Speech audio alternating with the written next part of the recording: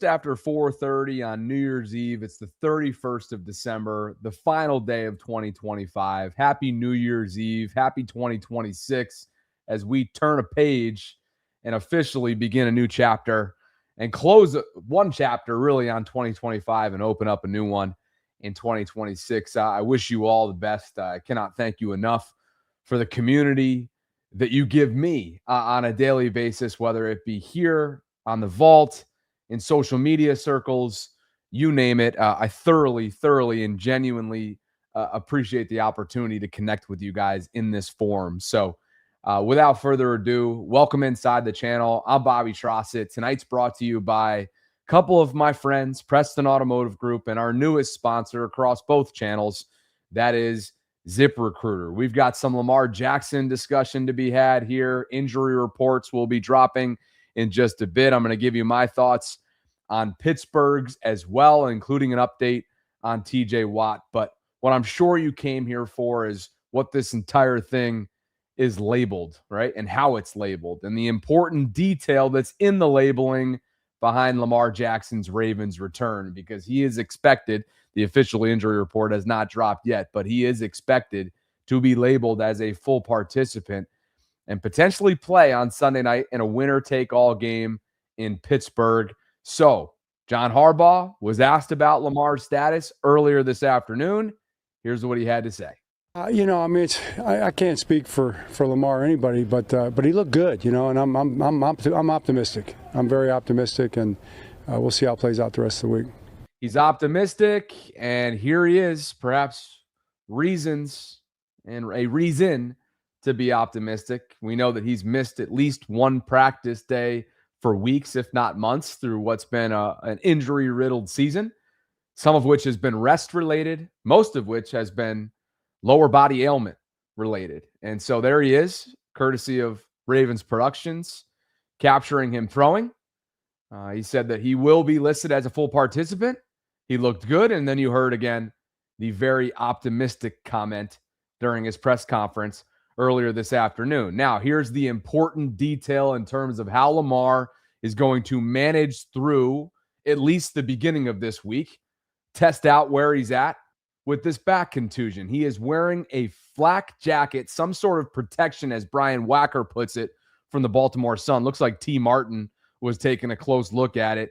Cooper Rush, of course, to our left, Lamar's right. Couple of his staff members alongside him as well. This photo is courtesy of at K Richardson MMA on X. But again, Lamar's back clearly has been a vulnerable area since he sustained that knee to the back in the second half of the New England game, or what was it, at the end of the second quarter? I can't even remember. There's been so much that's transpired between then and now.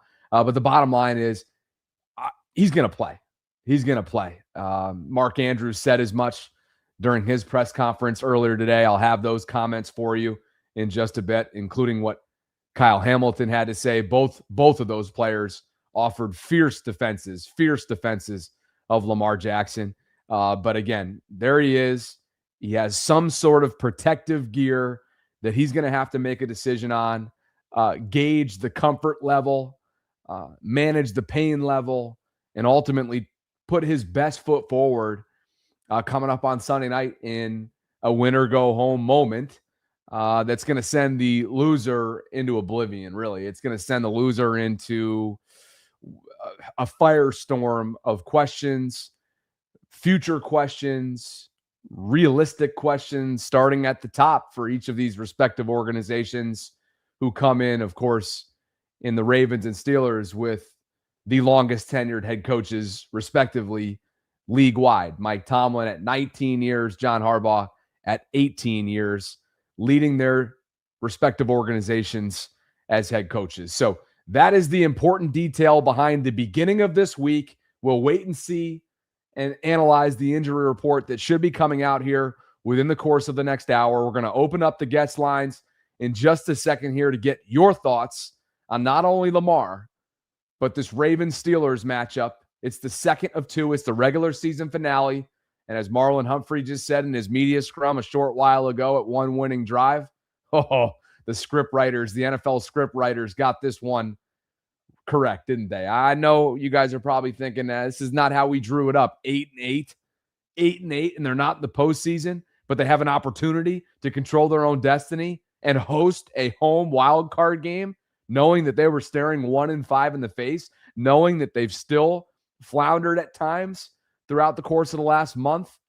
Just when you thought that they were turning their defense around, just when you thought that Lamar was starting to improve health-wise. Look, given all of that, given the trials and tribulations of the 25-26 season, the fact that they do sit in a position where they can control their own destiny in a wide open AFC field, what more can you possibly ask for? Johnny, what more can you actually ask for, brother? My man. Welcome to the program, brother. What's going on? Bobby Baltimore. What's up, brother? How you doing, man? Good to see you. You're on the move tonight. Where are you off to? Yeah, I'm just working, trying to get back to the back in a decent time, but it is what it is. Safe travels, hey, brother. Man. Talk to me about the images that you saw coming from the social media of the Ravens today. Here he is, Lamar, with his fellow quarterback, sleeveless on a chilly day in Baltimore, getting ready for the first of 3 practices this week before they hit the road for Pittsburgh. I love it. I love it. I love it so much. I'm with can you say his name again?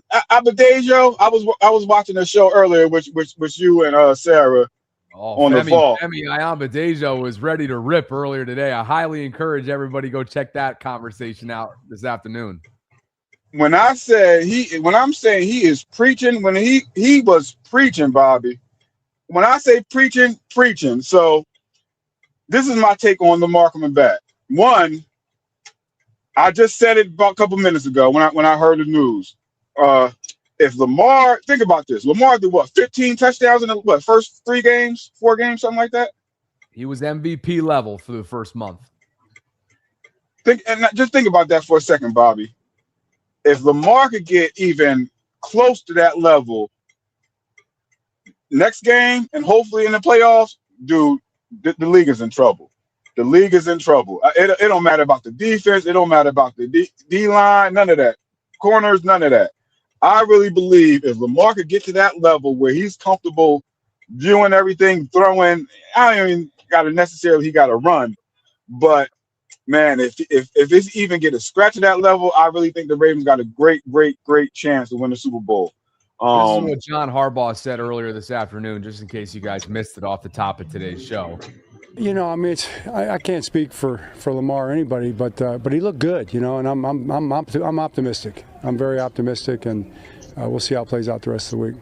And Johnny, reporters, and this is what the entire live stream's about tonight, reporters caught some sort of protective gear that Lamar was seemingly wearing today to make sure that he manages the pain and discomfort that I'm sure he's feeling only about 10 days removed from the back contusion, that knee to the back that he sustained at the end of the first half of that Patriots game. So give me your thoughts on a banged-up Lamar in a must-have moment. You trusting the pain management that has to happen between now and kickoff?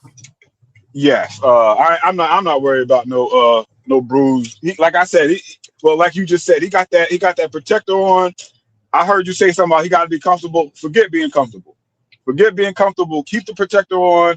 If it's messing with your throw, whatever, throw short balls or whatever the case may be. But my at the end of the day, he got to be protected and he got to be ready for the playoffs. So keep it on. I want him to keep him on. But Bobby, before I get out of here, because I know you're. I'm gonna switch subjects real quick. I know you're a big Teddy Buchanan fan. I'm a big Trenton Simpson fan. Huge Trenton Simpson fan. I think he's the X factor on our defense really this year. I want to get your take on how he's playing now, because I believe the last 2 games he had about, I want to say 2 or 3, maybe 4 huge plays in them games. What game was it that we lost? Green Bay. I think he had 3 plays in a row. I think he had a sack, tackle for loss, sack, and it was like a tackle or something. 3 plays in a row. And then this week just passed, I know he had that great play on that quarterback scrambling. Seems like the only person that could tackle him. And I just want to get your views on how Trenton been playing, because I haven't heard a lot of stuff about you or Cole Jackson talking about, the defense, how good he's been playing. Yeah, no, I appreciate the question. Obviously, like you said, I think over the summer, whether it was having a chance to interview Teddy or watching the tape or taking a look at what he did throughout his collegiate career, there was just something about him that, to me, came across as that old school thumper mentality, well studied, tempered, and I just felt like he was going to give Trenton a real run for his money, and he did. He did. With that said, right, as we learned throughout the early part of the season, Trenton did find a home as sort of that third down hybrid specialist. And I think that allowed him to really settle in through the first quarter, through the first half of the season. When Teddy's lost a few weeks ago, right, Teddy goes down with the knee injury. And to your point, I think Trenton has looked a third time's a charm, right? He's looked the part. He's flying around. He did get fooled, as I think Marlon and Alohi did on one of those Malik Willis runs the other night in Green Bay. That fake, he bit on that fake hard. Well, Bob, I'm gonna fight back on that, because I don't think, because I'm a linebacker coach, and I'm 100%. We got to check if that ball getting handed off. So he might, and I always teach, if they go away from you, attack the center, right? So that's basically what I thought he did. So I'm thinking, whoever the D, I think it was Robinson. I think that was more of his problem than Trenton. Well, we know there was two runs, so you might be referring to the other one, because there was two quarterback rushing touchdowns. Okay. But anyway, I want to give him his flowers too, right? Because you mentioned it, that 3rd and goal stop in space, right? That was huge. Simpson perfectly executes the timing and pursuit angle. He was essentially spying, right? It was like a spy type alignment there. For him to get off, for the Ravens to get off the field there, and for Trenton to hold and show that kind of discipline and execution and timing with Malik Willis, I thought that was tremendous. So, yes, 32 has looked much better. 3rd time's a charm. I'm happy for him that he's getting the opportunity. I hate that it comes at Teddy's expense, but they're going to need him running. They're gonna need him playing stout, weak side type linebacker play if they want to make a run alongside Roquan's. Safe travels, brother. Exactly. Happy New Year. We'll catch up with you soon. Thank you, brother. Happy New Year. Happy birthday to Sarah. And bro, I love your show. All day I watch it, man. Sooner than later, I'm gonna be able to hopefully be a what you call it, be a Voltron or send you some money sooner than later, brother. It's coming. We look forward to it. Absolutely no rush, man. I appreciate your support more than anything else, right? That's the bottom line. We never expect anything more than you guys just being engaged, interactive, and locked in terms of what we do on a daily basis year round. The rest is just gravy. So appreciate that. Thanks, Johnny. Who the hell is Samsung spamming my ass on New Year's Eve? Hell no. Let's send his ass home. He gone, banned. He gone. Oh, so he's coming back now for more. He wants more? I'll give it to him again. Sorry about that, folks. In the live chat, I got caught up in that Johnny Williams conversation. The guest lines are open, and the Ravens injury report has just dropped. So let's go ahead and instantly react to what this looks like, as I told you we would. It is just after 4:45, and here is a report that I think we can all celebrate and enjoy going into New Year's Eve, because Lamar Jackson, for the first time in weeks, is a full participant on a Wednesday. There he is. He popped up with a back, but he is a full participant. So good for him, trending towards going and playing. As John Harbaugh said, he's optimistic in Lamar Jackson playing on Sunday night in Pittsburgh. Rashad Bateman's dealing with an illness. He was a DNP. Taven Bryan, who's been on injured reserve in recent weeks with that knee, he was limited. DeAndre got himself a rest Wednesday as a vet. Charlie Kohler with a nose popped up as limited. Ricard's got an ankle, limited. Roquan with a hamstring, limited. Ronnie Stanley's knee made him limited this afternoon. Kyle Van Noy with a quad, he did not practice. And Andrew Voorhees' foot has him as a limited practice participant. So more names than you would probably want, but it is Steelers week. And as Matt Ryan said on the CBS show, as Bill Cowher talked about on the CBS show, John Harbaugh wouldn't go as far as to say this, but look, it's Ravens Steelers. It's for all the marbles, and you got to literally empty out the entire tank. So whatever it is that you need to do, veteran, rookie, anywhere in between this week to ensure that you're ready to go bring a level of physicality that's unknown to mankind on Sunday night, do it. Do it. Do whatever it takes this week to get yourself right. Let's take a look at the Pittsburgh side of things before we get back to the guest lines. Still have to share with you fierce defenses of Lamar Jackson that was delivered by Mark Andrews and Kyle Hamilton earlier. But the big news here for Pittsburgh is that TJ Watt is limited the first of 3 practices. He is dealing with the aftermath of that partially collapsed lung that forced him to undergo a minor surgery within the last couple weeks. So he was a limited participant today. The rest of this group, Aaron Rodgers with the left wrist, he was a full participant. One of their wide receivers, Ben Skoranek, full. Bunch of limiteds on here as well, including Calvin Austin III, who's missed some games for them at wide receiver with a hamstring. Brandon Echols, who I thought played well in Week 14 when these two teams met up for the first time earlier this month. He was limited with a groin. James Pierre, Lamar's cousin, who picked him off the first time these two teams played, he was a limited participant. Malik Harrison, former Raven, I believe he has a bone bruise that he's dealing with. That's a knee, and there's a couple other names on here as well that factor in to Pittsburgh side of things. But again, the big thing that we're looking at here is that Lamar is expected to go. TJ Watt upgraded to a full participant. DK Metcalf will not play on Sunday, serving the second of a 2-game suspension. Derek Harmon will play. And that's something that I want to kind of key in on here because he was not available for them Week 14. Their first round pick, stud defensive player, stud against the run. And I thought they played Derrick Henry pretty well in Week 14. Derrick had just 3.8 yards per carry that afternoon when they played the first time around. And obviously Pittsburgh walked away. And yes, what was a fluky game officiating-wise, victors, 27-22. They gave it to Derrick 25 times, 25 carries, 94 yards, 3.8 per carry. The difference there is that Keaton provided a nice compliment to Derrick Henry's Thunder. Lightning went 6 carries for 76 yards, 12.7 per tote. So they had an answer for the King, not so much for Keaton earlier this month. Back to the guest lines we go. I love a new face and new name. You already know that. The guest lines are open.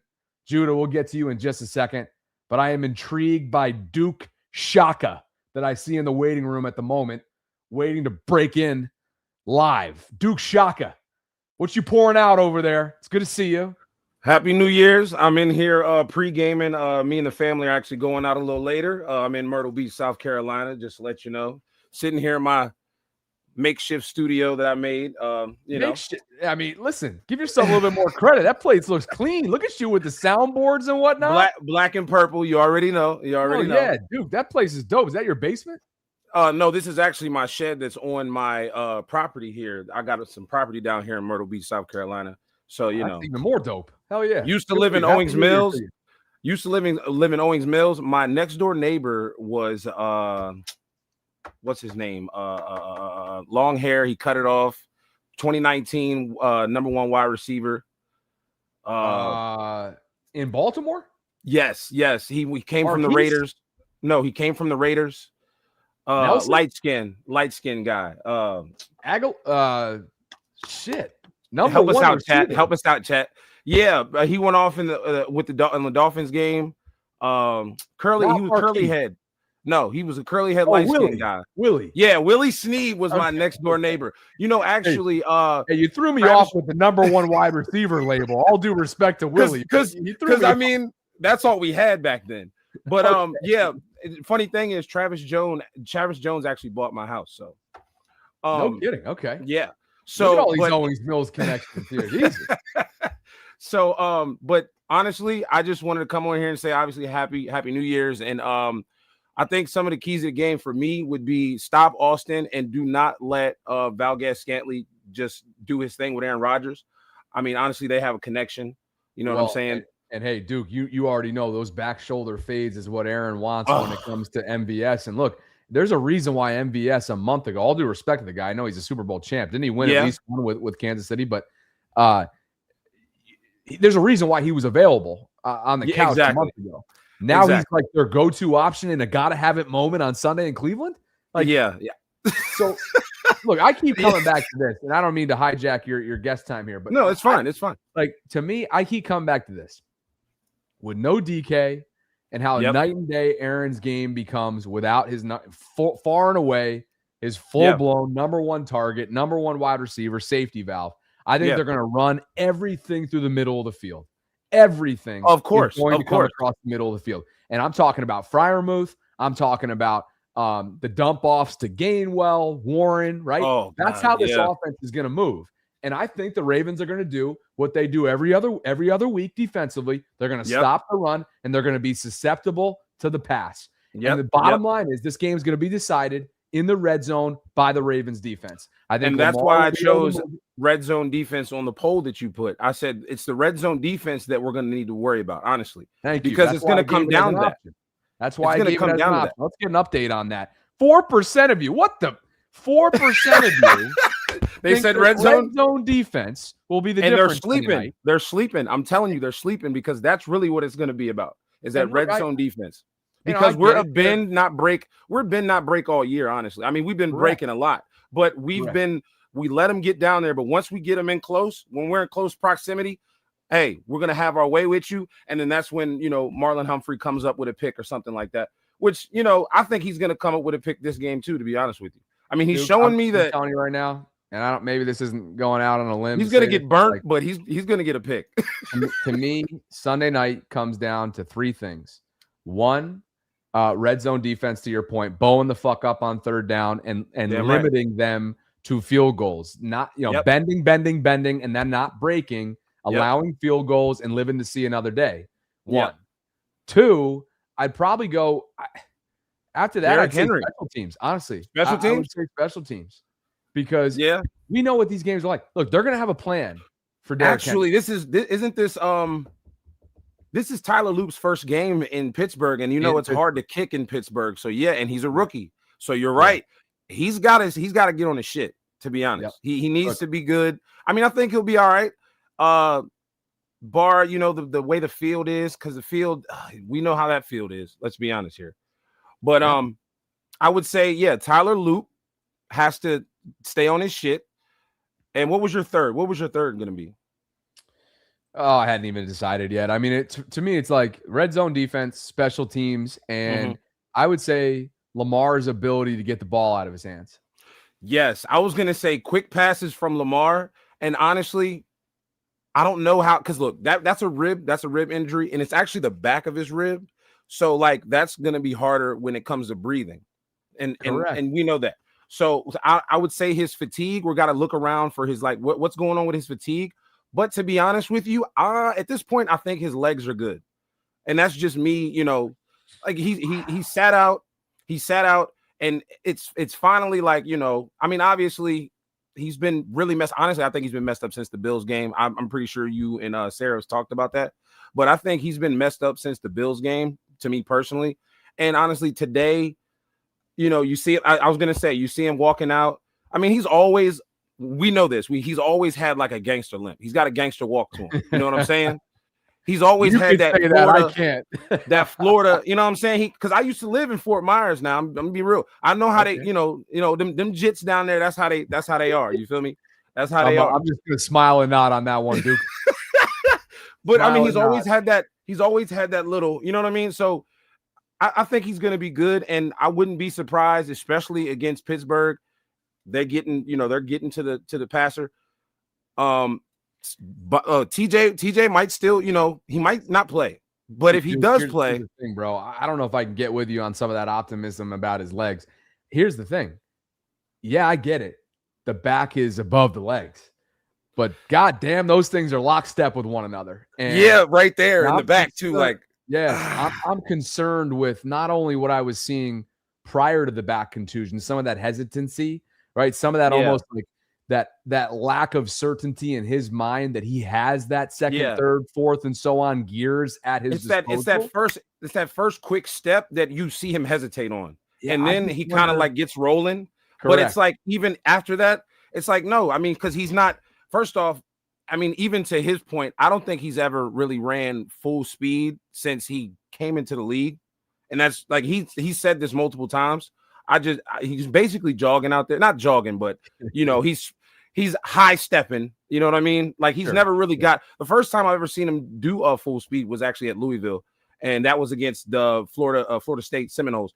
And yes, I mean, when I say he left everybody, he looked back and was like, oh, okay. But I mean, is the first step, if I see him take off in Sunday night's game and I see that jolt, and obviously it depending on how it goes, if I see that jolt and he gets another chance, I'm telling you, we might see a 20-yard run, 20+ yard run in that game. See, I think I'm probably on the pessimistic side of anticipating that. And here's why. I get it. And you know what it is? It's less about Lamar and more about the opponent. Yep. They have mastered. They have mastered. Let's throw the wild card round aside for a second. I don't mean to just sweep that under the rug from last year. That was utter dominance. That was a hell of a game. 299 rushing yards, outpossessed them by 20 minutes. They were 10 for 15 on third down. It was pure mastery by Todd Monken, Lamar, Derek, Keaton. But here's why. They're going to have a plan. They have that spy strategy mastered, whether TJ's playing or not. They've got Nick Herbig flying around, playing at an all-pro level. You got Hayward, who's on the back nine of his career, but a future Hall of Famer. And don't sleep on Derek Harmon being back in this lineup. He's their first rounder. He was not available in week 14. I haven't even gotten to level 2 yet with PQ. You already know he's going to be playing with vengeance and ready to roll and truck people because of all the animosity that he still has for the Ravens organization. And hey, I'm not saying he shouldn't feel that way. Like, do whatever you got to do to give yourself bulletin board material that doesn't exist. But my thing is, I think they're going to have an answer for him, just like they've had for Derrick Henry over the years, which is why when you asked me for my third and final priority going into the game, it's Lamar. Be decisive. Almost, I'm not saying I can't put greatness in a box. I would never want to do that. Do not put especially with him, you really can't, because he's so different. You know what I mean? So and Duke, if that 20-yard option is there and that burst is there and that and hey, Todd says he gets the green light to start doing QB draws and RPO, and he can go into that. Like, hey, I look forward to getting on the post-game show and being like, damn, I was wrong. His recovery timetable was different the last 10 days, and I was wrong. But what my lasting impression is the player that 10 days ago we watched voluntarily make himself available, and as he spoke, not only was he wincing, but he couldn't even stand up straight. I mean, he was leaning. He was like, and you could tell from like he was doing a lot of that. It was hard. It was hard to watch him do that, to be honest with you. And I've actually had that injury before, and trust me, it sucks. It really does suck, especially in the back. The back rib is basically what it was. It's the back ribs. It's like the worst. So I got punched there. It's all to say, right? You can't trust this offensive line in pass protection against Pittsburgh. No, you cannot. No, you cannot. No, you cannot. So what does that mean? I'm talking this is not all on Lamar. We need guys winning out there. And you need guys that Lamar, trust your first read, second read, your instincts, and we get it. You are our world. There is nobody that's ever come close to you when it comes to extending and improving and doing what you do. That is not what Sunday night's about. You have got to get the football out of your hands because it becomes big picture.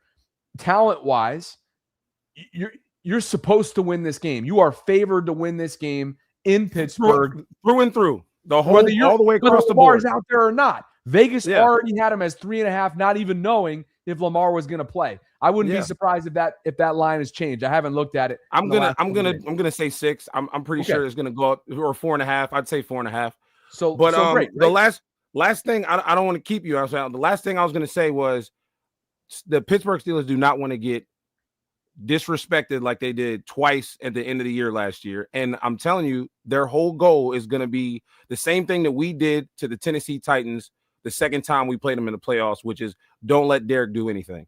Now, mind you, I do think Derek's going to get, I don't know, maybe 80 yards, a touchdown, something like that. But that's going to be after pounding them until they give up. You know what I'm saying? Pause. But basically, I'm thinking 30-second timeout. You know what? Let's make it full on the floor right now. Go back to your benches. Everybody can sit down. It's going to be a full media TV timeout on the floor. But yeah, I think honestly they're going to stop Derek to a point where we're going to have to worry about those 3rd and 4s, 4th and 4s, and Lamar's going to have to be Lamar. That's what I think. Because at the end of the day, they do not want to get disrespected and they do not want to get embarrassed the way they did. And their whole game plan is going to be around, let's not get embarrassed. Duke, look what just happened on Sunday. They literally were so focused. They're never going to say this. They were so focused. Yes, they were. To take Miles away from being on the right side of history with the single season sack record that they lost the game. They literally let him. Yes, like that entire strategy backfired. He still ended up with like 5 or 6 pressures. Yeah, he did. Look at the way the rest of Cleveland's defensive line was able to eat because of it. I mean, it was just, and I said that going into that game. I said, look, they're going to focus so much on him that everybody else is going to eat. They're going to double team him, triple team him, and that's what happened. And even Rodgers gave him a little wink, like, you know, they were saying that, or Myles Garrett said that he gave him a little wink, like, I told you wasn't going to get me. Yeah, all right, well, yeah, it kind of cost you the season almost. Let's be real. Well, and you know whose issue it is now? Look out for Cincinnati. I bet Miles gets 5 on Sunday, maybe. We'll see. My God. I feel bad for Joey B. Honestly, they should sit him. They should sit him. To me personally, if with him at a vengeance like that, like not getting it against the Steelers, I think they should go ahead and sit him down so he doesn't get hurt by Myles Garrett. And that's just me. Mean, do you not envy? If there's something not to envy, it is what's going on in those two franchises right now. And it just gives you an appreciation, not only for the fandom, for those of you out there, and a meaningful game going into Week 18, but the fact that the quarterback situation is settled, at least for the time being, if they can get an extension done this offseason. Bro, really enjoyed this call. Happy New Year to you. Thank you. Happy New Year's and Happy New Year's to the family. And you're in Florida now, right? I am. I'm in St. Pete. I'm keeping it low key tonight. I had the flu the last week, so I'm just getting myself right tonight. And I was gonna say St. Pete or Port Richey, is it right? Port Richey. Port St. Richey. What? It's one of those. It's right around the same. Port St. Lucie. I'm sorry. What was I thinking? Port Richey. Isn't that on the opposite coast though? St. Lucie? No, it's a port right down there. Is it Port Richey? I think it's Port Richey. Maybe it is. I don't even know my Florida geography. Well, basically, I was gonna say they have some great spots out there for good eats, good vibes, good drinks, you know. And if you wasn't feeling bad, man, you need to go out there and hit it, man. I'm telling you. Hey, there's been plenty of that these days. But hey, let me just tell you this. I'd love to hear from you and pick your brain about how you built that shed because it looks pretty dope there. So. Oh, it is great. I'm on the laptop, but I would kind of like veer off. No. Hit me up on back channels. I'd love to pick your brain on that. Got you, definitely. And anything audio wise, I'm an audio engineer, so if anything you need on that tip as well, mics and stuff like that, I got mics sitting everywhere in this thing. I actually do. I literally record people, you know, for music and all that and everything.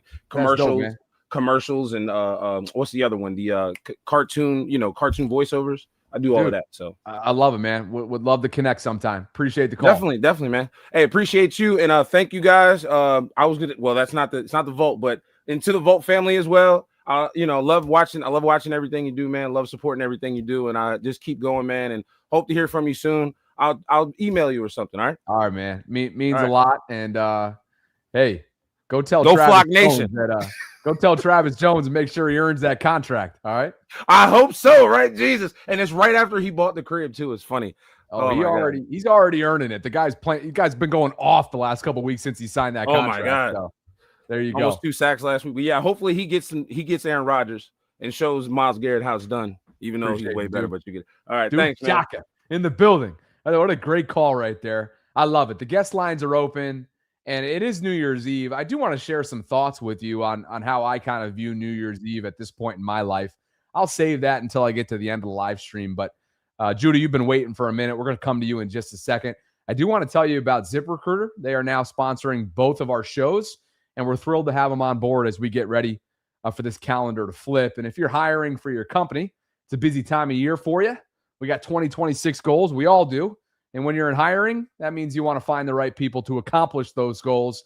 And you also have new hiring challenges that come with that, like filling specialized roles, or identifying qualified candidates from a huge pool of applicants. But lucky for you, there's a place that you can go to help you conquer these challenges and achieve your hiring goals, and that is ZipRecruiter. As you see on the screen right now, you can go to ziprecruiter.com/audio to try it for free today. It'll help you find the best people for all of your roles. 4 out of 5 employers who post on ZipRecruiter get a quality candidate within the first day. You can see for yourself. Again, try ZipRecruiter for free today at ziprecruiter.com/audio. ZipRecruiter, the smartest way to hire. We've got links that are in the show notes. But again, I'll mention it one more time. ZipRecruiter.com/audio allows you to go try it for free today as you get ready for 2026. So thanks to ZipRecruiter and thanks to all of you for being with me as we get kind of transitioned into the early evening hours, 7 hours out from 2026. What are your plans tonight?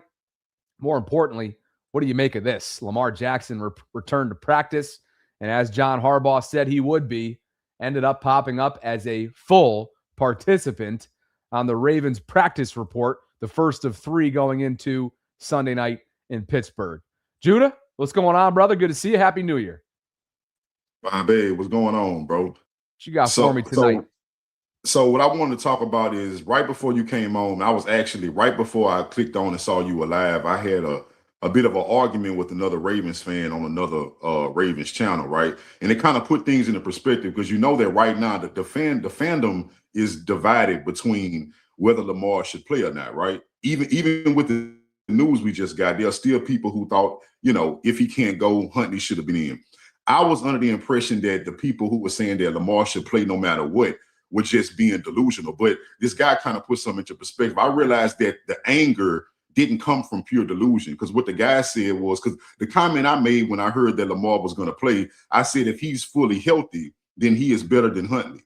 But if he's not fully healthy, we should go with Huntley, right? So the guy said, well, what if Huntley plays and loses? You're going to be one of those people that said Lamar gave up on his team. And I forgot about that angle completely. So a lot of Ravens fans want Lamar to play because they feel whether he plays or not, he's going to get blamed. And I forgot about that angle. There are going to be people who said Lamar gave up on his team, which I totally disagree with, because with my next point is this. If Lamar can't, because my thing is you can't blame him if he can't play and he's hurt and Huntley loses the game, right?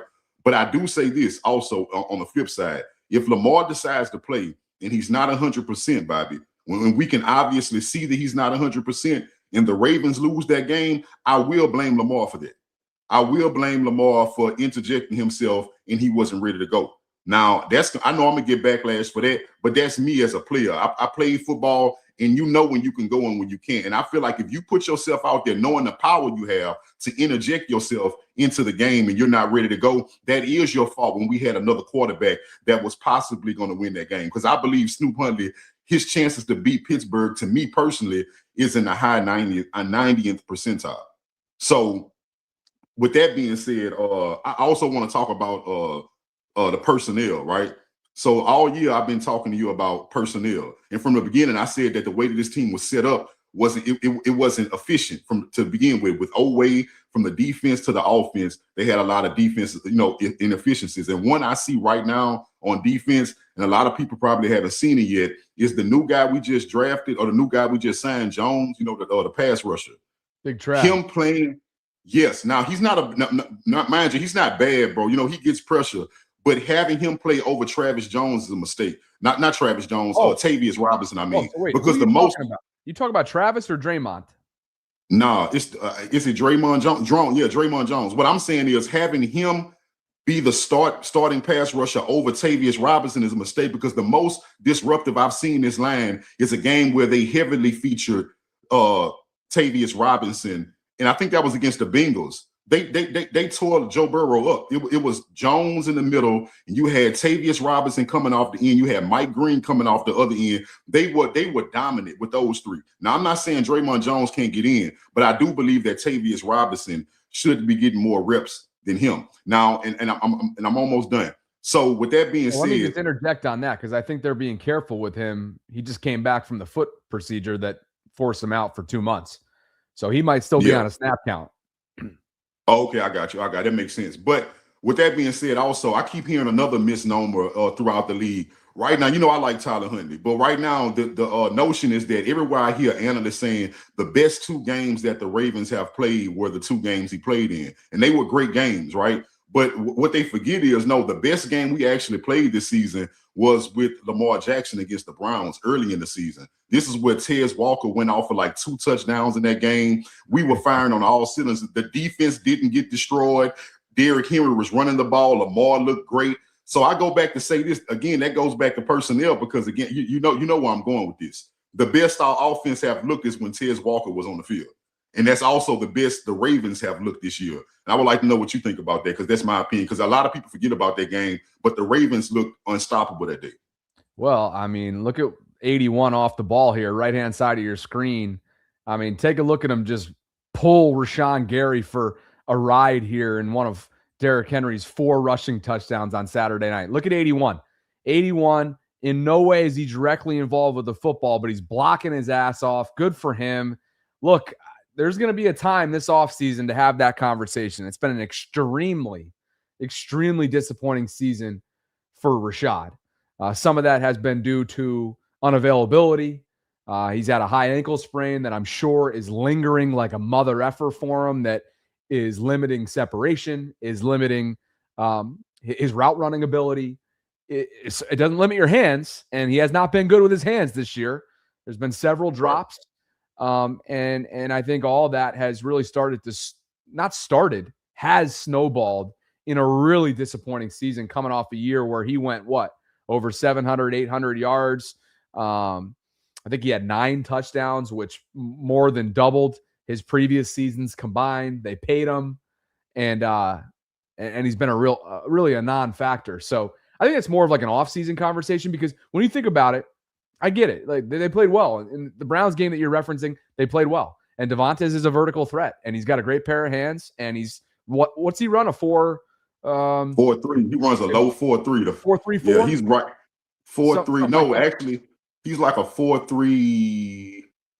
4.32 actually, because I think Zay Flowers is like a 4.33, so he's a little faster than Zay Flowers. I remember that. Well, remember because he and Wiggins had their matchups in ACC football. Yeah. UNC was Tez and Zay obviously was at Nate was at Clemson, but anyway, yeah. I think right now it's just a pecking order thing, right? He's not getting the ball before Zay. He's not getting the ball before Mark. He ain't getting the ball before DeAndre, and DeAndre only gets 1 or 2 targets per game. So, but I think that's conversation.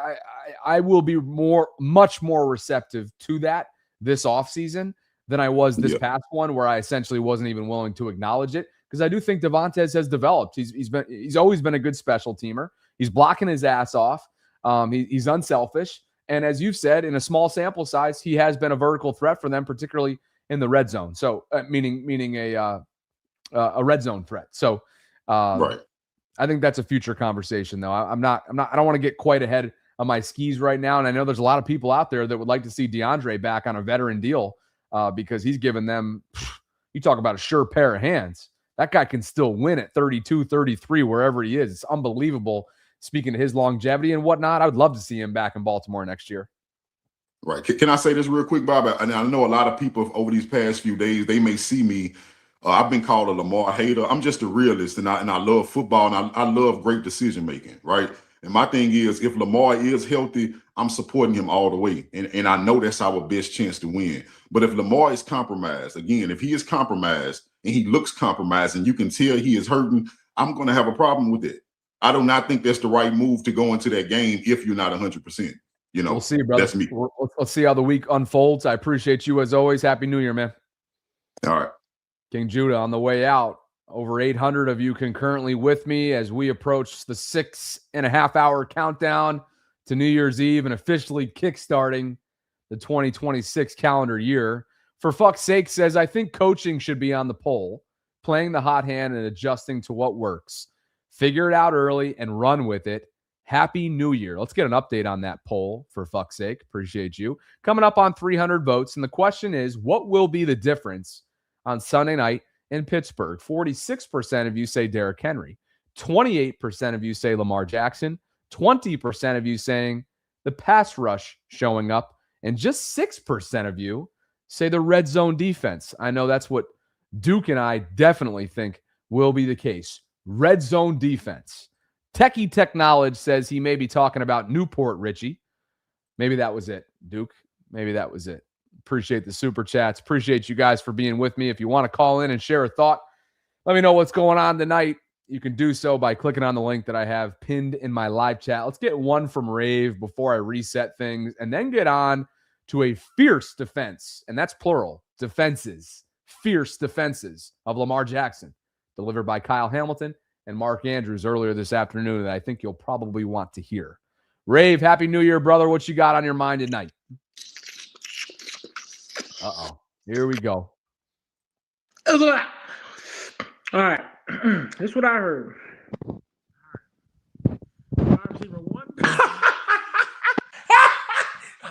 Okay. I ain't gonna lie.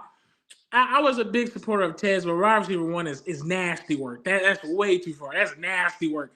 I think he's gonna get more. I think he deserves more snaps. I think he deserves a little bit of a role in there. But wide receiver 1 is nasty work. Nasty work. He didn't say that, did he?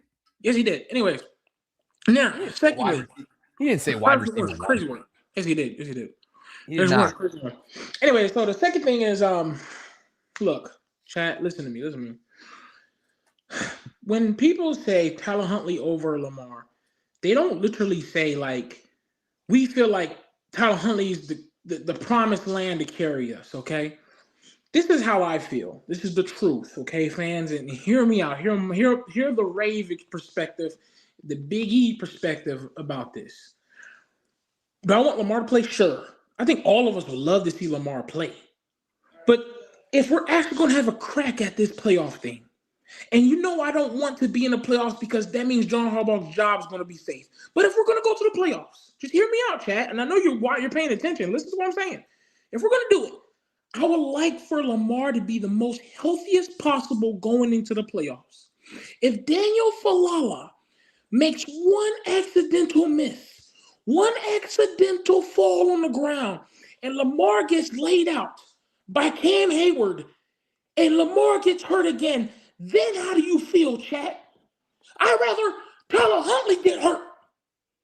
I don't want I need Lamar healthy as possible in this playoffs, and I think the chat wants that as well.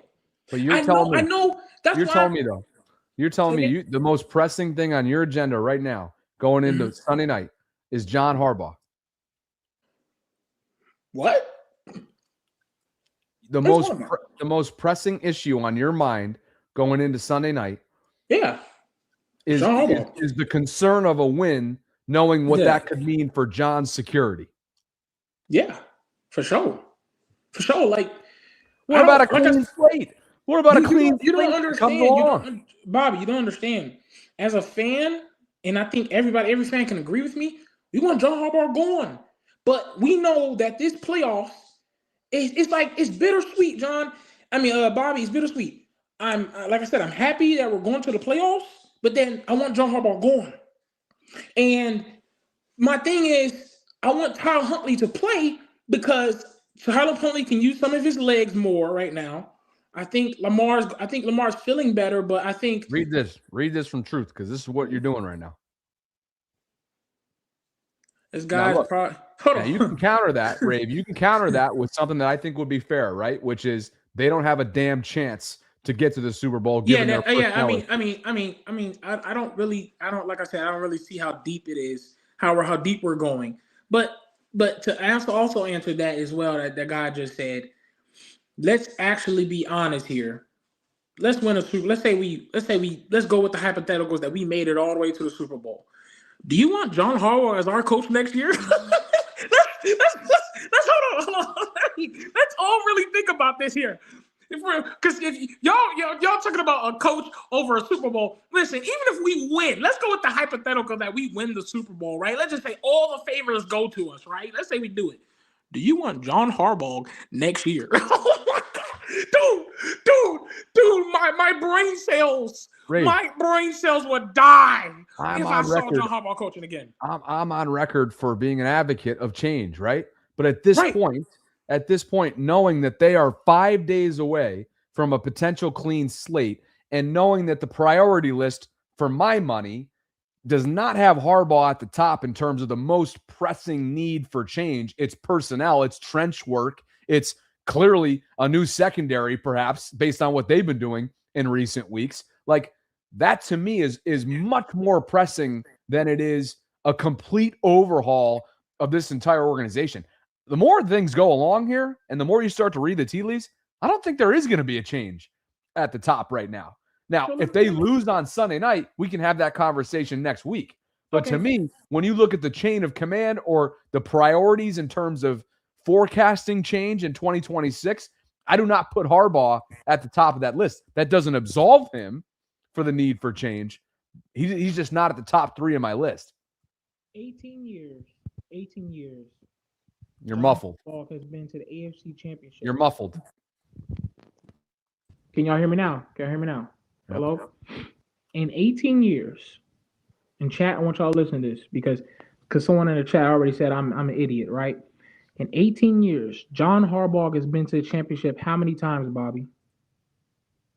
How many years? How many times, Bobby? AFC Championship game? I can't hear it. Are you saying AFC Championship game? AFC Championship in 18 years, how many times has he been there? If I'm an idiot, chat. How many times has he been there, chat? What's it been? Bobby? Twice? Twice in 18 years? That's nasty work. Okay. Has it been 2 or 3? How many Super Bowls in 18 years? What's it been? 3, right? 3 no. 3 AFC Championship appearances? No, 2. Is it 2 or 3? I think it's 3. I don't remember 3. I don't remember 3.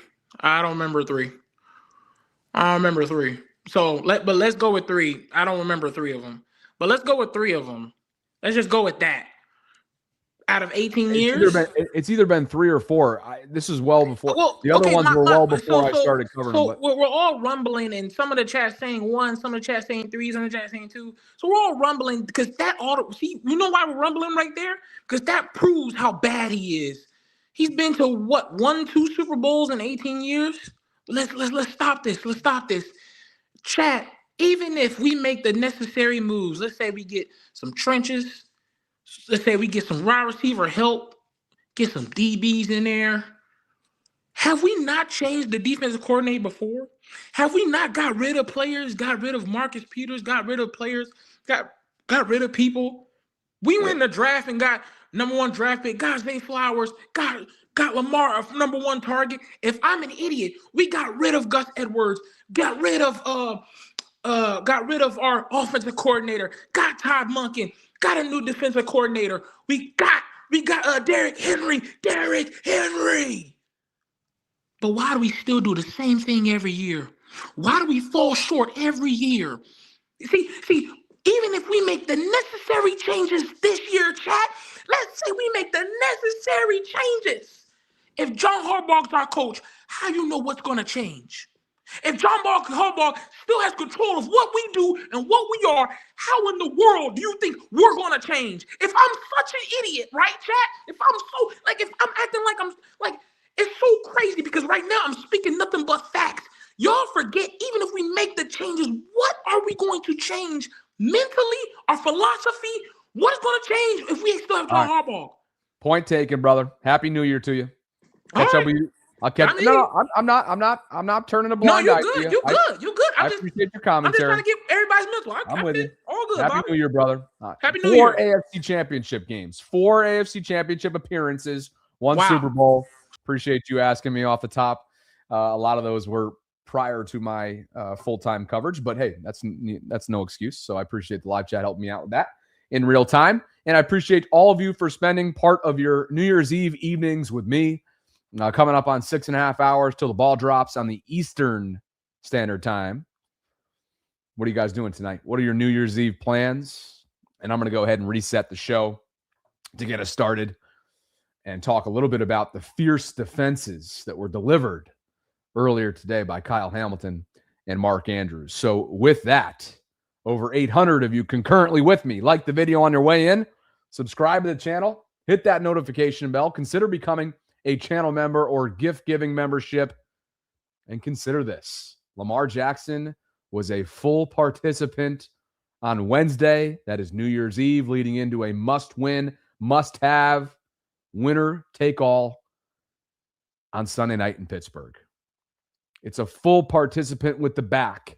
John Harbaugh was asked about it during his press conference earlier this afternoon.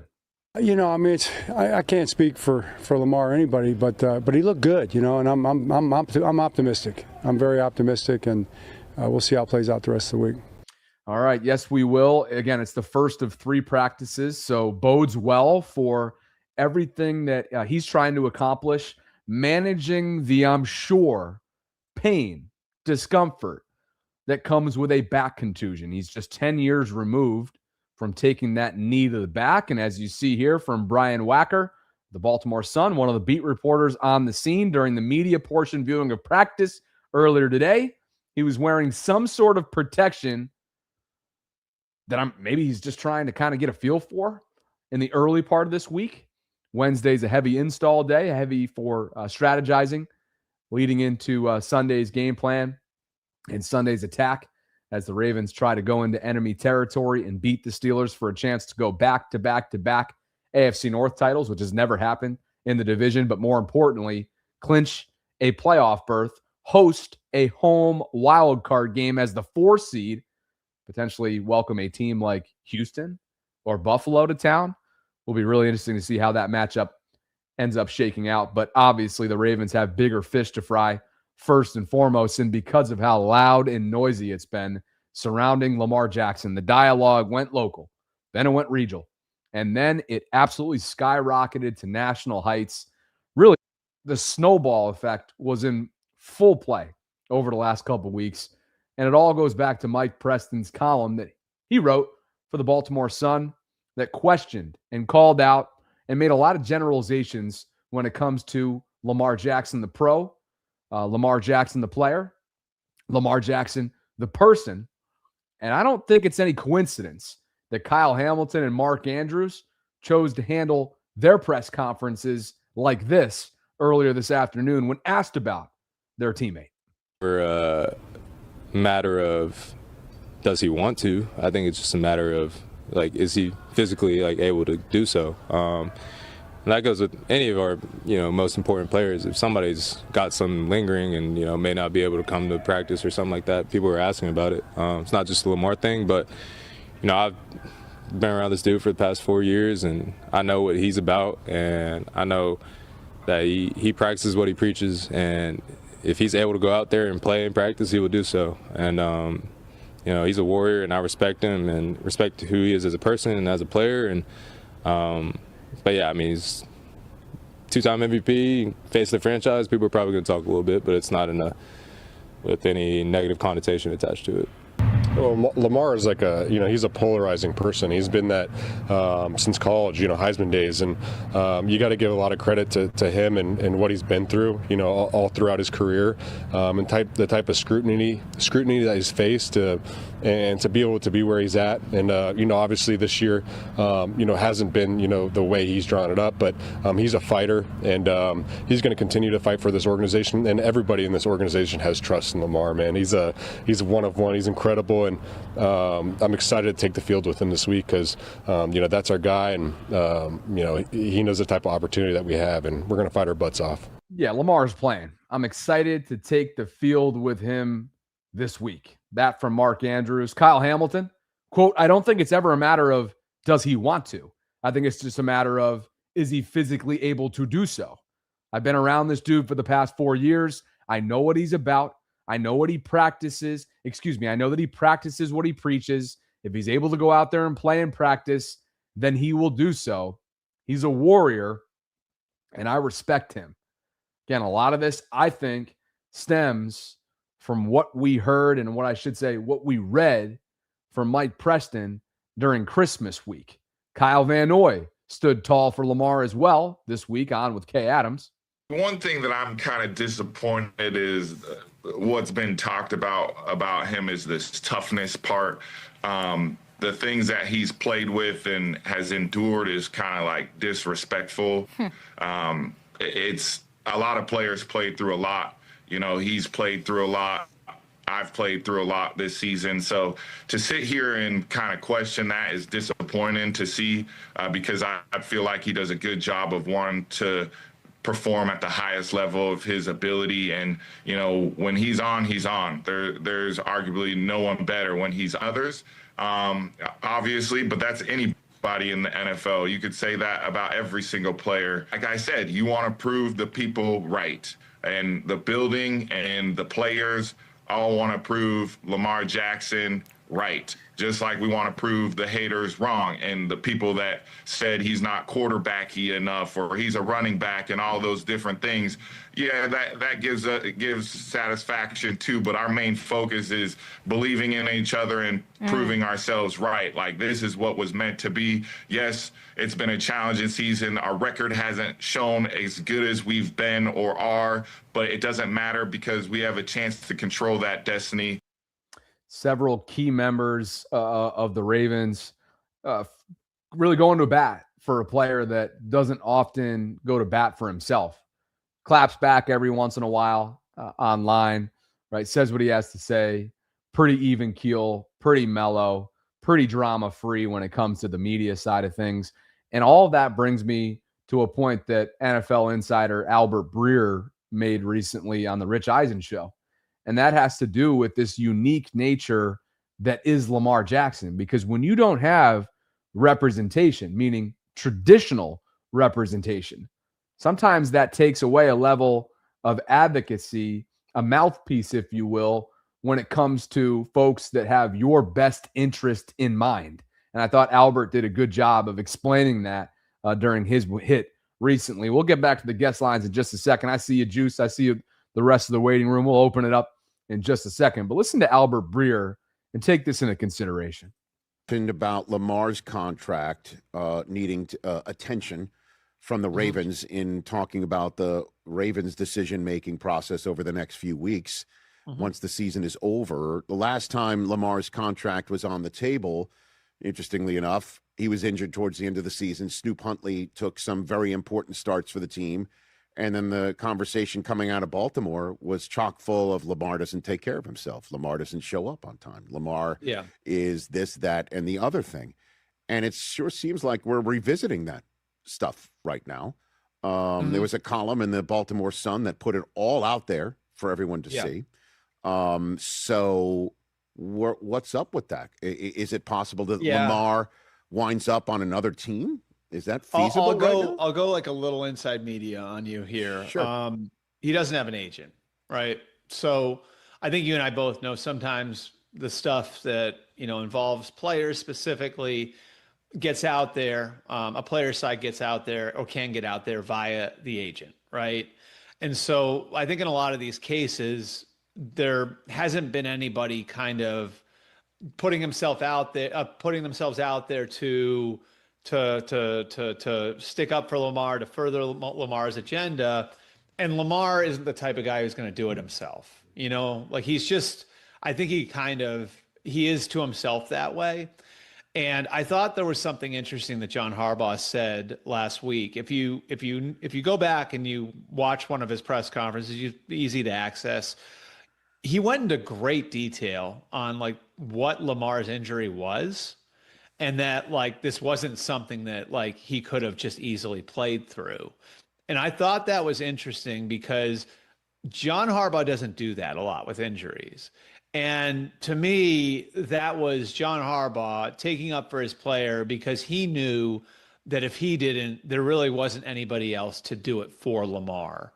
And so, like, I think that tells you where John Harbaugh's head is with Lamar Jackson, that he wants him to be his quarterback, right?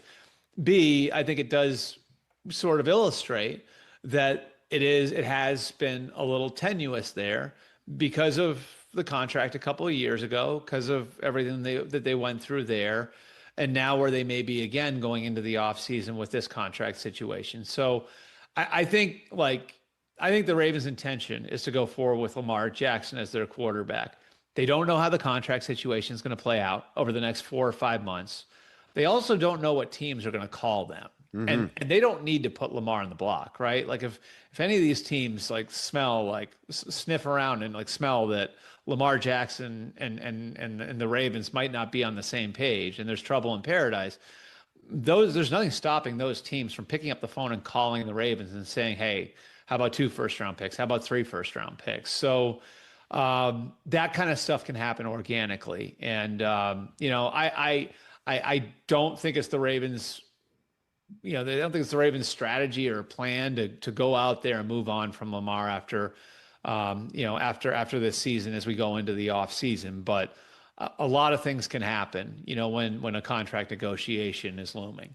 I think that's good insight, good perspective in terms of not only why John Harbaugh may very well have deviated from what is typically his strategy, right, during press conferences related to injuries, but also just like when it comes to the defense or the messaging surrounding Lamar Jackson, without that traditional representation, it often comes from other areas. And I think in this week, you've seen Exhibit A. It's come from the head coach. It's come from his peers. And maybe even in a roundabout way, it's come from the opposing head coach. Listen to Mike Tomlin. To compare Lamar to Huntley as players, but schematically, when you have studied them at times when Huntley has been the quarterback, how similar do they try to use him, deploy him, just within the framework of their offense to when Lamar is the QB? I think there's certainly some things that are exclusive to Lamar, and that's not taking anything away from Huntley. It's just certain things that are Lamar and no other human on the planet. But largely, I think they play to a certain personality regardless of who's at quarterback, and I think that was on display a week ago. I think they're experienced in playing with Huntley. They know how to play with him schematically, and certainly he knows how to play in his log some significant reps over his years there. One year, I think he was even a Pro Bowler when Lamar missed a significant amount of time. And so although it is potentially a backup quarterback circumstance, I think it's some real fluidity there from their perspective. And to be quite honest with you, when things get thick, they play a certain way regardless of who's playing quarterback. And usually the ball is going to go through the big runner, and that's what we expect. Oh, it best go through the big runner. And until the game dictates otherwise, meaning until Pittsburgh's defense dictates otherwise, make it happen, adjust accordingly when you have to. Moral of the story about Lamar Jackson, he's going to go on Sunday night. And whether or not he is able to manage the pain and discomfort that he is in with that back contusion and the wear and tear of this entire injury-riddled season remains to be seen. But there will be no questioning of Lamar's commitment, character, professionalism, and ultimately the results within this channel. Because the bottom line is, you are what your record says you are. And while this year, currently it is par, it's 500. But for the Ravens standards, it's been subpar. It's been anything but over the course of the full body of work, 8 years. They are 76-30 when Lamar is suited up for them since 2018. They improved to 6-11 without him on Saturday night. They are a below 500 team. They are a top 5, top 10 draft pick type team in April without him. And there are a bunch of teams in this league year after year after year that are looking for a quarterback, and they find themselves in the bucket that you do not want to be in when it comes to the National Football League. There are literally 2 teams. There are 2 different buckets when it comes to dialing up and divvying up National Football League teams. It's the teams that have a quarterback and the ones that don't. And the Ravens are on the former of that end, and they want to stay there. And as unique as it is to deal with Lamar when it comes to the negotiation of contracts and how private of a person he is, and I'm sure it makes Eric DeCosta's job harder than it would be if he otherwise, right? If he had more of that traditional representation, I would have to think that at the end of the day, when Eric's head hits the pillow, he understands that that burden, if you want to call it that inconvenience ultimately is worth it. Because when you have Lamar, you have a chance. And I know the Ravens have a chance with him coming up Sunday night, back contusion or not, with their backs against the wall. Guest lines are open. Juice has been waiting for a minute. EB and Maurice chilling down there as well. Let's open them up. Who's had their first, just a display of hands. Who's had their first beverage? I'd like to know. We are gearing up on 6 hours out? We're 6 hours out. Shimmy Boy, 6 hours and 18 minutes from the ball dropping. Shimmy Boy says it's weird that we have star players that make bad plays / bad turnovers compared to others. And Elaine says, my top priority is not removing John. I agree with you, Bobby. Let's look at what we can change. I'm good with keeping John. He can course correct and get us to the Super Bowl. Not part of the mob mentality to fire John. Elaine, thank you for the super chat. Happy New Year. And happy New Year's Eve to you and yours. Let's go to the guest lines. Juice has been chilling. You've been sipping while chilling. What's going on, Juice? Happy New Year, brother. No, Happy New Year. No, I don't. I can't. I got to work in the morning. Okay. But if I start drinking now, listen. When 7 o'clock comes, I'm like one eye open, one eye closed. Okay. But I'm glad. What was that? What was that first super chat you just read? Shimmer Boy. What did he say? Shimmy Boy. Take a look for yourself. Okay. I'm glad he put that on there because I say that all the time when I'm debating and arguing with people about like Lamar and Josh. I always say like Lamar has better talent people, but Josh's people show up for him when he needs them the most. And I don't understand for the life of me, like listening to Mike Preston and a bunch of the other and Nick Wrights and some of those dudes, and they say like Lamar don't play good in the playoffs, and I'm like, yeah, he has his average moments that a quarterback would have. But if a lot of the drop passes were caught and a lot of the mistakes from his teammates were made, like if they didn't make the mistakes, his numbers and his completion percentage and touchdowns, the interception ratio, all that stuff skyrockets. But Josh Allen's people, like nobody's scared of Khalil Shakir, and they play off and all of a sudden he's wide open and he makes the catch.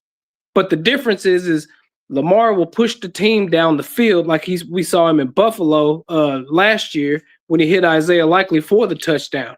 Whereas the next week, Josh Allen couldn't get a first down against the Chiefs. So that's the biggest difference. And then the second super chat where she said that her priority isn't getting rid of John Harbaugh. Well, I have a slight confession to make. I'm with Rave, but to an extent. Like if we win I want John to get his shit together so we can win the Super Bowl this year. Get the team right. After we get our Super Bowl, shake his hand. Thank you for your contribution. We appreciate you, but it's time to go. I'm not saying that John is or is not a bad coach. The same way I say Mike Tomlin, I'm not saying he is or isn't a bad or good coach. I'm simply saying 18, 19, 20 years of the same thing, repeat. Like, to me, Mike Tomlin is Marvin Lewis with one Super Bowl ring. That's the difference. Because if you mean to tell me you want to be a 50-50 team every year and then get bounced in the first round of the playoffs. So I just say, like, John, like I said, I love the fact that he always goes to bat for the team, but it's just the in-game decisions is what drives Raven fans crazy. And the fact that you are the head coach and Todd Monken isn't running the ball like you want, dude, you're running the ship. So get on the horn, tell him, hey man, run the ball, please. That's where I think John lacks sometimes. But like I said, if you're gonna win, if we're gonna go to the playoffs, then damn it, let's do the thing and let's do it right. Be prepared and everything. But if not, either way, he gotta go. But I do like Femi. Shout out to Femi earlier too, because he was finally standing up to Mike Preston and stuff, which is what we need retired players to do. Juice, appreciate you, brother. Happy New Year. I'm sure we'll catch you throughout the next couple of days leading into the weekend. Yes, sir. Get yourself right tonight. No boozing. No booze. You got an early morning, Juice. That's right. That's right. I know somebody who might not be that way tonight, though. He might already have one cracked. Let's go to EB in the cut. What's going on, EB? Hold up. Wait a minute. Can you see me? Last time we Can you see me? Can you hear me? You were up in the clouds last time. What the hell? And good to have you back down on planet Earth. Oh, Lord of mercy. Can you see me? Oh, we can see you all right, EB. We were all wondering if just you were going back. We just wanted to know if you were going to be back down from the Nimbus cloud that you were chilling on the other night. It's good to have you back. Yeah, I'm down off the cloud, Bobby. I'm chilling right now. Shit, we thought you were parasailing or up in a hot air balloon. I just wasn't sure what was going on. So it's good to have you back down on stationary ground with us. Um, yeah, you made me lose my train of thought, man. First I want to give a shout. Yeah, you just made me lose my train of thought, man. Good lord. But first, hey, gain it back. All right, gain it back. I'll have you back right on. All right, let me know what you're talking about. Maurice is in the building. My man says he wanted to find the exact Nimbus cloud that EB was on and show us all his humidor for the second time in as many days. It's good to see you. Happy New Year. What you got for us tonight? All right, thanks for having me. Happy New Year to you as well, and Happy New Year to everybody in the chat. But before I begin, I do want to address the Ravens fan base. It's like I noticed that there's one particular issue with this fan base. It's the way that it has been divided. Now, especially regarding who should start between Lamar and Tyler, and I've had my fair share of conversations with other fans, and I even got ripped to shreds by some of our own fans about wanting to start Snoop over Lamar, because one thing about these back contusions, it is no joke trying to play through it. It's like, me, I just want to play it safe. Just let Lamar sit out for week 18 against Pittsburgh so we can have him fully healthy in the playoffs. But it's just me. But back to the poll, what would be the difference maker? I believe red zone defense will be the difference maker. I mean, going into week 18, Pittsburgh will not have DK Metcalf. They won't have Darnell Washington because he went out with a broken arm, which is unfortunate. So, we should have an advantage, our secondary, that is. So, safe to say that our secondary is in need of a bounce-back game, especially Nate Wiggins. He's been picked on left, right, and center last week. So, I genuinely believe this should be a bounce-back game against Pittsburgh. And, anything can happen in the AFC North. I'm sure we all know that as lifelong fans of this team. But we'll just have to wait and see what happens. Will we stick to what's been working for us, or will we see the same old song over and over again for years under John Harbaugh? But only time will tell. Maurice, have a fantastic night. We'll catch up with you later this week, and let us know what cloud you end up finding tonight. All right, EB, you got your train of thought, my man? all right, yeah, I'm good now. First thing I want to say is shout out to Femi, because we definitely needed some backup for as that report, that trade Lamar for that. I ain't really getting into that, but I'm glad Femi stepped up and definitely defended Lamar on the organization. Far as Lamar or Huntley playing, I mean, it really doesn't matter to me. To a certain extent, if Lamar is, I'll say 80-85%, if he's that percentage of healthy, then okay. If not, then I'm gonna still stick with Snoop. Now, I hope Markin keeps the game and the play calling as simple as possible. The same thing that Femi said. How we play call for Snoop is how we need to currently play call for Lamar, because he's not 100%. All them extended and big plays he can't do right now. The last thing I want to say is, well, people want to know what your plans are tonight. I agree with Ray. People want to know your New Year's Eve plans tonight. I'm still working on that. I haven't found out what exactly I'm gonna be doing for this evening. So I'm still working on that. All right. So you got multiple options out there. I'll probably get back to you on that. My man's got multiple options. Something like that. And you got a major delay tonight too, connectivity wise. EB, have a fantastic New Year's Eve. Tilly is currently protecting this household from somebody that's hanging outside the window. Come here, little Tiltil. You want to say hi to everybody? Come here. Up. Come here. Up. Come here. Up. Come on. Say hi to everybody. Come on. Up. Let's go. Come on. This way. Okay. Say hi, Tilly. Wait. Wait a second. Over here. Come here. Say hi. Say hi to everybody. Hopefully you can't hear the fireworks tonight, or else she's not going to be very happy. Hold on a second, Till. Stay right there. Let's go ahead and go big screen. Stay right here. Come here. Over here. Over here. Look towards the camera. Look towards the camera right here. Come on, over here. You guys can't see her because she's like so hell bent on the window right now. There's somebody hanging outside. Till, say hi. Come on over here. Right here. Turn your head. Turn your Oh, little Tilto. We're gonna have ourselves a little chill night. I gotta get myself right. God, she's shedding like a motherfucker. Hair all over me. Anyway, that's a little Tilto. Solo Dolo wants to see if wants to know if I have any bodies lined up tonight. I got to get myself right, man. I haven't been healthy in so long. So no, I'm just chilling. I don't know what I'm going to do tonight. I'm going to go. We still got a little bit of daylight. I might pop down to Vinoy Park, downtown St. Pete, to get her some running in, since I've just been sick for the last forever. Look at Rave doing weird shit as usual in the posting his TikToks in the Bobby Baltimore Discord server. That's a reminder for you guys to join. It's a free conversation and a free access. 24/7 hub for conversation surrounding Baltimore sports. I just updated the pinned comment and dropped a new comment into the live chat. So go check it out. Join. Over 1,000 members and counting. 1,083 to be exact.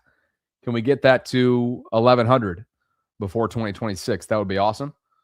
We talk literally all kinds of sports. And yes, I just dropped in a rather somewhat of a cliffhanger. Yes, I went on a date with a 38-year-old as a 31-year-old on Monday evening. So maybe you guys can inquire and we can chat about that later on. Romy and Jabbo, very invested. Follow-up questions that I owe answers on. So anyway, that's what's going on. Thanks to Preston Automotive Group for the continued support of the program. Thanks to ZipRecruiter. Thanks to all of you for hanging out with me. I hope you have a healthy, safe, and fun start to your new year. We are 6 hours and 6 minutes out from the ball dropping on the East Coast. So enjoy it. Sarah and I will be back. Business as usual for us tomorrow at 12 noon Eastern. Same thing with Friday as we work our way towards the primetime clash between the Ravens and Steelers on Sunday night in Pittsburgh. Like the video on your way out. Subscribe if you haven't already done so. Hit that notification bell. Consider becoming a channel member or gift-giving membership. I'll catch up with you guys tomorrow. Have a wonderful evening. Talk to you then.